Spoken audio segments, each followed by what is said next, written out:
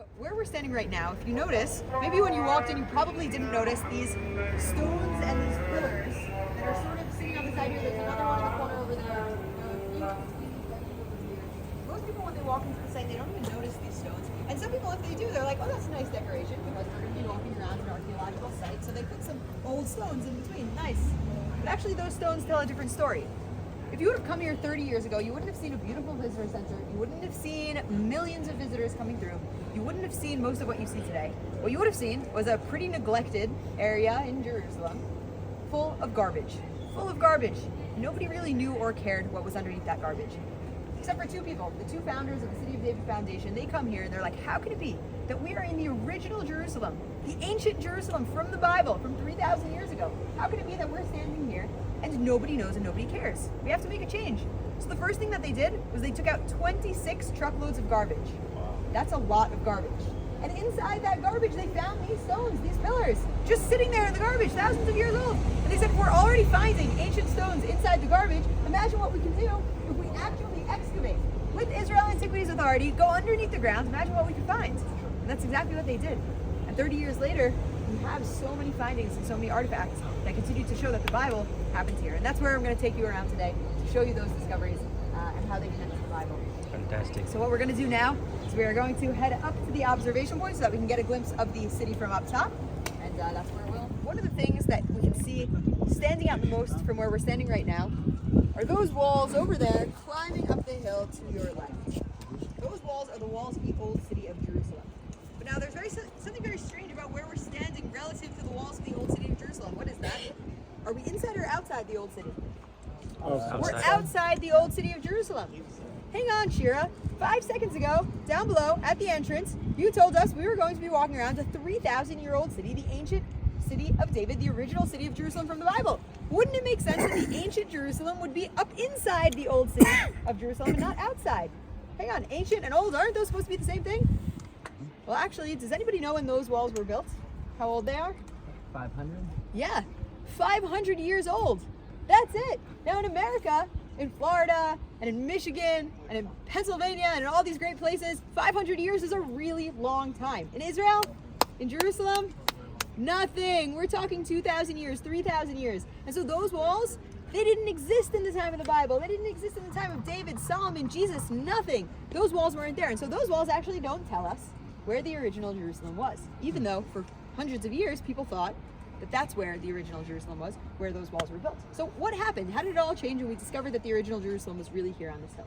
Well, 150 years ago, history changed forever. There was a big wave in the world of different empires that wanted to go to the Holy Land and discover the treasures of the Bible. Included in this was Queen Victoria from England.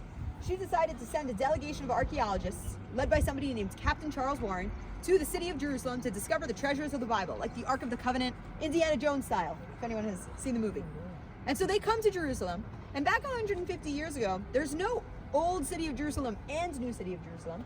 There's one city of Jerusalem, and it's inside those walls built by the Ottomans 500 years ago. And so when Charles Warren comes to Jerusalem, he goes up inside the old city, and he says, where is the number one place that I have a chance of finding treasures from the Bible? What would you say?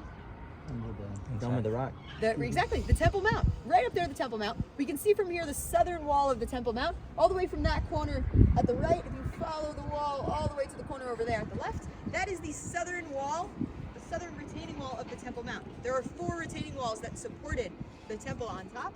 Our favorite one, the western wall. Have you guys been yet? Yes. There you go. That's the one that gets the most attention. But the southern wall is just another one of those walls. And in fact, if you see over there to the right, if you follow from the right corner, you go a little bit to the left, there are 3 arches filled in inside the wall. Do you see that? Uh-huh. Those 3 arches were original arches, entrances from the time of the Second Temple period, 2,000 years ago, the time of Jesus. That and those steps over there, the southern steps, that's how people entered the temple 2,000 years ago. And we will actually come back to those steps.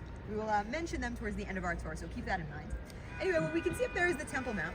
And the Temple Mount is called the Temple Mount because the temple stood there. The first one built by Solomon, the second one renovated by Herod. And if that's where the temple was, that is where there's a high chance that you will find treasures from the Bible. So Charles Warren goes up there to the Temple Mount and says, all right, I'm starting to dig until up. He's stopped by the Ottoman Empire. The Muslim Waqf, the Islamic Religious Authority, is ruling there at the time. And they say, Charles, sorry, man, you seem like a great guy. You will not excavate up here. We do not allow any official excavations up on the Temple Mount. Find somewhere else to dig. So Charles Warren says, I can't go back to England empty-handed. So he comes off of the Temple Mount. He goes down into the valley over here to the right. This is the Kidron Valley. He walks through the Kidron Valley until he reaches that building over there. There was no building at the time. The one with the red tiled roof on top and the palm tree next to it.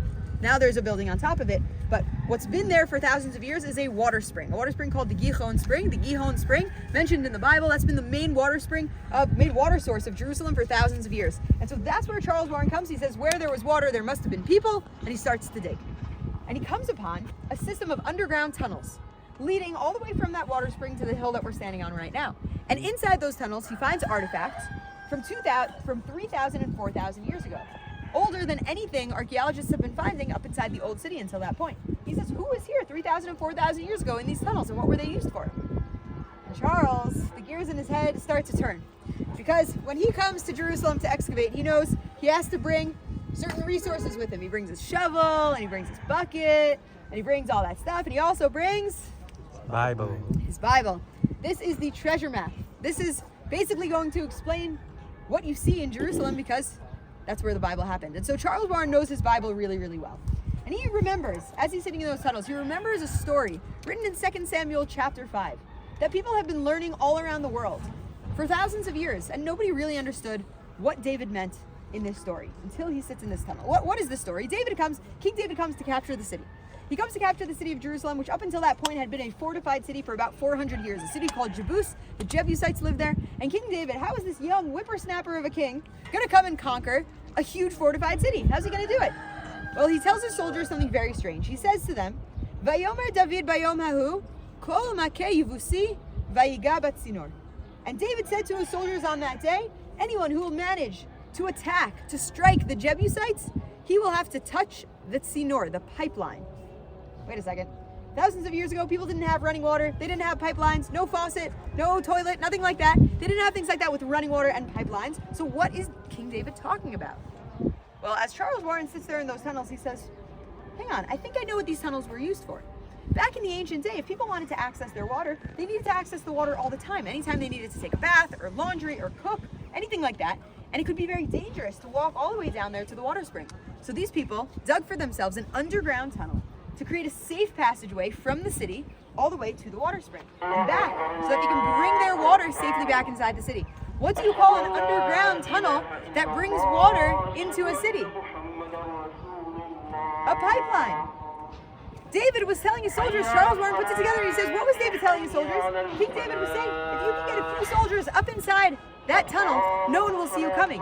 You can sneak up inside the city, unlock the gates from the inside, let the rest of the army in, and that's the way we're going to capture the city. And as Charles Warren sits there in those tunnels, he says, oh my goodness, the city of David is not up there inside the old city like people have thought for generations. It's right here on this hill where I'm standing right now. And no one has any idea.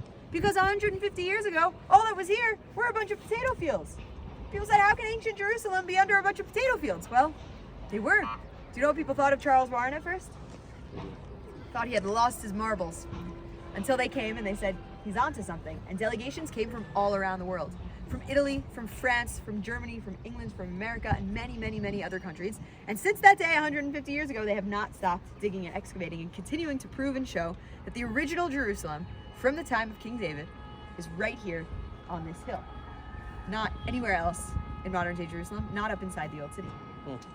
And it's pretty amazing that when you're standing in the place where the Bible happened, you can really bring it together. It really comes to life in a way that's different than when you learn it from the United States and places like that. And I'll show you what I mean by pointing out what we have around us and how it relates to the Bible. So let's see what we have around this city that we're standing on right now. Up to the north, we have a mountain. That mountain where the temple was built, it's called the Temple Mount because there is a mountain there. Does anybody know which mountain the temple was built on? Mount Moriah, exactly. That is Mount Moriah, also the site of the binding of Isaac.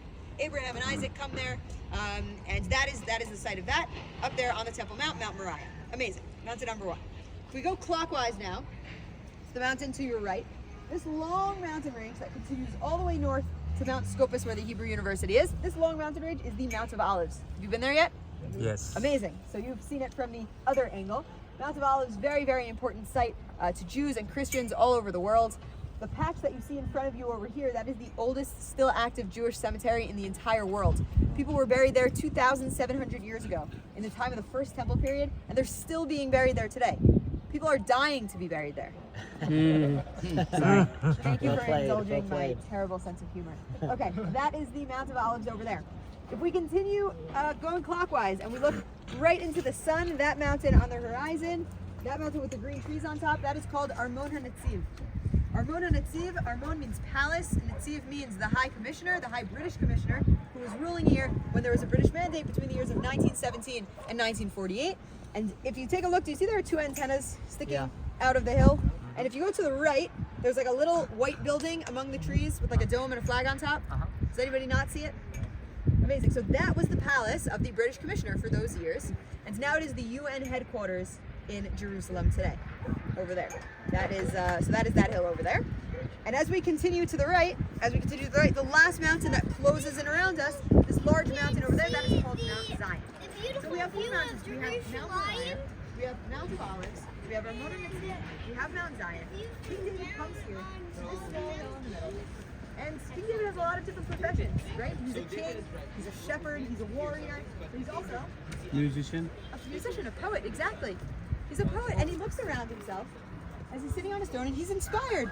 And he writes in Psalms 125, he writes these words, Yerushalayim harim saviv la, ve'Hashem saviv la'amo me'atav yad olam. He says, Jerusalem has mountains surrounding it, just like the Lord is surrounding his nation from now until forever. Now, if you do a quick 360, tell me what you see. That's powerful. That's powerful. You see mountains, just like King David was describing. Because when you're in the place that you're standing, the words come true. This statement isn't true for any other place in modern day Jerusalem, especially not the old city. You stand up inside the old city and you say, hey David, that's a nice metaphor, but I don't know what mountains you're talking about. When you come to the place where King David was himself 3,000 years ago, and you look around, you see exactly what he saw. Maybe a few less houses, maybe the trees look different. Basically, you're seeing what he saw 3,000 years ago with his own eyes. Can't get that in Pennsylvania, can you? New Mexico. All right. Any questions or anything before we head down? All right. We're going to head to our next stop. Can they identify some of the people that were buried there 2,700 years ago? So actually, the answer to that is yes. For anyone who missed the question, the question was, can they identify any of the people who were buried there 2,700 years ago? Actually, I can point out exactly where they were buried. Take a look over here. You see that the houses in the neighborhood on the hill are built on top of bedrock. You see that? They're built like literally on the face of the mountain. So if you go underneath the houses and you look into that bedrock, do you see there are some square holes, square window looking things? Those are burial caves from the time of the first temple period. That's how people used to bury back in the ancient day. They didn't put somebody in a coffin and bury them underneath the ground. What they did instead was they carved a whole cave in the rock. They would lay the body inside that cave, close it up for about a year. After a year, they would come back and gather up the bones and put the bones with the ancestors who had been buried before. And that's actually why in the Bible it says in Hebrew, "Vayasaf el avatav," and he was gathered unto his fathers, unto his ancestors. Now, generally we think of that as a spiritual message. He was gathered spiritually, went up to the next world, the next life. But in addition to that, it's also literally his bones were gathered and added to where his fathers were. So over there, that is where those burial caves are. So that's the question that. Wow. Yeah, and they said, How did she? huh? How did she what? How did you find out? Yeah, exactly. They were like, how do you know? How do you know what's underneath our feet? Well, based on her research, they said, you know what? That's a pretty compelling point. Let's start to dig. They got the budget, they got the permits. Did they find it? Drum roll, we'll have to go down and see.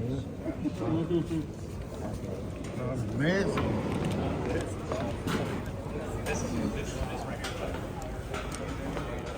King David Palace, Dautradego, Razdorwar.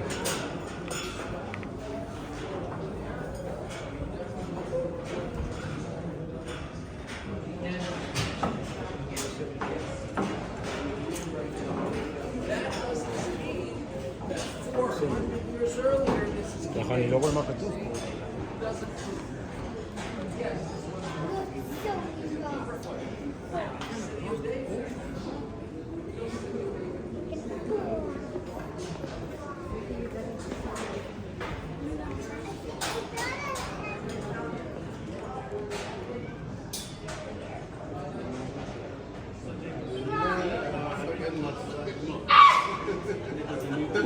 All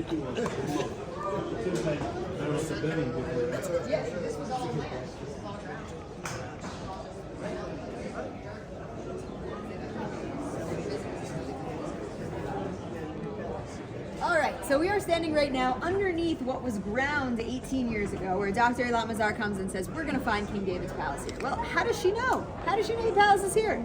She knows that we're standing on something called a tell. What is a tell? This is a tell. A tell is a man-made hill. Not, it's a hill, but not a regular hill. It's a man-made hill. What does that mean? It's an archaeological hill. It means it's made up of layers of different generations that were built one on top of the other for hundreds, thousands of years. How does this work? Back in the ancient day, when people came along and wanted to build a city, they would always choose to build their city at the point of high ground, because that way they have protection from any enemies that would come and attack them from the sides. So people would choose to build their city on top of a hill, and they lived there in happiness and health for hundreds of years, until another empire came along, destroyed the city, waged war, knocked it down, kicked everybody out, burnt it to the ground. And now they want to build their own city in the same place. But they don't have bulldozers and tractors like we do today to get rid of the debris and rebuild. So they just dumped some dirt, flattened it out, and built right on top. And they lived there in happiness and health for hundreds of years until another empire came along, waged war, destroyed the city, kicked everybody out, burnt it to the ground. And now once again, they want to build their city in the same place. But again, no bulldozers, no tractors. So what did they do? On the top. They dumped dirt on top, flattened it out, and built right on top. And they lived there in happiness and health for hundreds of years. You get the idea, again and again and again and again, until they have layer upon layer upon layer of all different eras, generations, empires, in the same place, building their own cities one on top of the other. You end up with this man-made hill full of layers. That's called a tell. These tells have been found hundreds of times all over Israel. And always, when archaeologists come, their job is to peel back these layers. And when they peel back these layers, they find that at the highest points of the hill, they find the huge monumental buildings that are the central point of the empire. The palaces, the government centers, the important ministry buildings, things like that, always at the highest points of the city. So Dr. Eilat Mazar says, hey, City of David offices, guess where you built yourselves? At the highest points of the city. And not only that, we have in the Bible, it says that when King David heard that the Philistines were coming to attack, he heard and he ran down to the fortress. Clearly, his palace was at the high points of the city, where your offices are right now. So they say, all right, here we go. They remove the offices, they start to dig. They dig all the way down until they hit bedrock. That's what's underneath our feet. That is the face of the mountain. You can't go any deeper than that. That is the face, hard rock. This is the last layer. And around where we're standing, they find the remains of a huge monumental building. This monumental building has inside of it 9 bedrooms. That is a lot of bedrooms. That is a really big house. Now, it could be today, you'll find a house with 9 bedrooms that belongs to a regular person. Could be. But back in the ancient day, there was one person that had 9 bedrooms in his house. And who did it have been? The king. The king. Exactly. And the walls of this house, the walls of this building were so unusual. They're massive. We can see one of them right over here. You see where those 2 gray poles are? Over here to the left. These 2 steel poles. Right to the left of them, there's an interface of a wall. Do you see that? There's like a few rocks that are stacked on top of each other to create the interface of a wall. That wall, that's the inner part of it. The wall is so thick it goes all the way out to the rocks that are in the sun. See that? This wall is 19 feet thick. That is unbelievably thick. Yeah, that's not a regular wall. That's a wall with a fortification. Would you agree with Dr. Eilat Mazar that maybe a king would want to fortify his palace?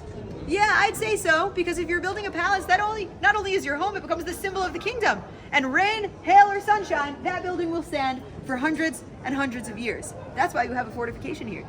And that's one of 2 walls perpendicular to each other that they found here surrounding those 9 bedrooms. So Dr. Eilat Mazar comes here and she has found the massive building that she was looking for. All right, massive building at top of hill, check. But now we need to understand when it's from. How do we date things in archaeology? Throw out some ideas. Carbon dating, super important. We'll get to that. Pottery. All right, you hit the main 2. We're going to go with those for now. If you go to any archaeological site, anywhere in the world, you will always find the site scattered with broken pieces of pottery. Because pottery back in the ancient day was like plastic is to us today. Easy to produce, disposable, used for everything, doesn't disintegrate. And people littered and threw it all over the place. So you'll find pottery all over. Now, pottery is unique because it had very specific style based on the generation. The same way that our clothing does today. If I showed you one of those pairs of jeans with like the bell bottoms at the bottom, when are those from? 70s. You guys are all archaeologists. If you ever are looking for another profession, then that's basically how it works. You see the style, you know what it's from. The archaeologists come here with Dr. Eilat Mazar, they put the pottery together and they say, this pottery, we know it. It's from 3,000 years ago, 1000 BC, the exact time that David was king here in Jerusalem. Amazing. But in Judaism, we need 2 witnesses to close any case, and carbon dating will serve as our second witness. You would have come here when they excavated. You would have found the archaeologists found many little olive pits, and these olive pits, because they were once alive, they could be brought to a lab and carbon dated based on the breakdown of their organic material. And these olive pits that must have been eaten by somebody who built this structure date back to 3,000 years ago, 1000 BC, the exact time that King David was here in Jerusalem. Amazing. So we have our 2 witnesses. The case is almost closed. Dr. Eilat Mazar is almost ready to make a press conference and say, we found our large building from the time of David. We found the remains of his palace. Except there are a few skeptics who are rubbing their chin and saying, that was nice, but we know it's a big building. We know it's from the time of David. We don't know that it's a palace. We don't know that it's royal.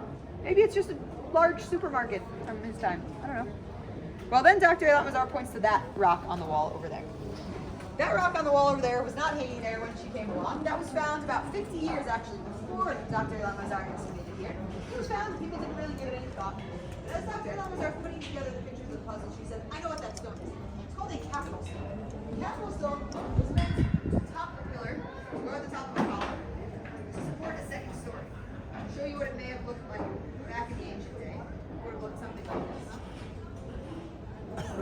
And this particular design is clearly a design of royalty. This type of capital does not exist in regular homes. This is something that is only found with royalty. There's something unique about this style. This particular style, which is called the Proto-Ionic style, proto means before, Ionic means Greek. It's from 3,000 years ago. Great. It dates correctly. But just the same way that style tells us about time period, it also tells us about location. There are styles that are popular in the United States that aren't popular in Israel, styles that are popular in Israel that aren't popular in Italy. You get the idea. And this style was popular not in Jerusalem from 3,000 years ago. It was popular in a place called Phoenicia or Tyre in the north of here, the modern day Lebanon. That's where this style was popular. So what is it doing here in the ruins of Jerusalem? Well, Dr. Eilat Mazar, she knows her Bible really well. And as she's excavating here, she knows that if we all knew our Bible as well as she did, we wouldn't even be wondering, because we would know it. Dr. Eilat Mazar opens up to the book of 2 Samuel chapter 5. And she says, in here, what's happening in the story? King David comes and captures the city of Jerusalem, conquers the city, he establishes it as the capital of his kingdom from that point until forever. And the first thing he does as king is he wants to create political connections and allies and peace in the region. So he reaches out to all the neighboring empires and he says, hey, let's be friends, let's help each other out. Now what do allies do to each other when they create a treaty? Gifts. They send each other gifts. And it says right here, Vayishlach Hiram melech Tzor malachim el David. Hiram, the king of Tyre, sent messengers to David. Ve'atzei arazim, and cedar trees. V'charshei eitz, and carpenters. V'charshei even kir, and stonemasons. Vayivnu bayit leDavid. And they built a house for David. If it was the Phoenicians from Tyre who were building the house for David, wouldn't it make sense that what kind of architecture and style would they have used? Their own. The archaeologists, they connect all these dots. They say location, building, style, time period, Bible. When they connect all the dots, all they can say is, hey, if it walks like a duck, if it quacks like a duck, what's it got to be? The palace of King David from 3,000 years ago. Is that the actual stone? That is not the actual stone. The original is in the Israel Museum. That is something that is unique and special and would not want to be open to the elements. But it does look exactly like that. But you can visit the original in the Israel Museum. And it's an amazing thing that we can come here and we can stand in a building that was the center of the Davidic dynasty from 3,000 years ago. Now, some archaeologists or some academics will come along and say, it was really 100 years after David, it was really his grandson, it wasn't a palace, it was a ministry center. You know what? The fact that they're not arguing about is the fact that it was the center of the government, one of the central government buildings, whether it was David or his grandson. It's not really keeping me up at night. And you know what's also amazing? Is that if you would have come here 30 years ago, and you would have told your friends and colleagues, some people who don't really, a whole academic school of people called the Copenhagen School, they would have responded to you.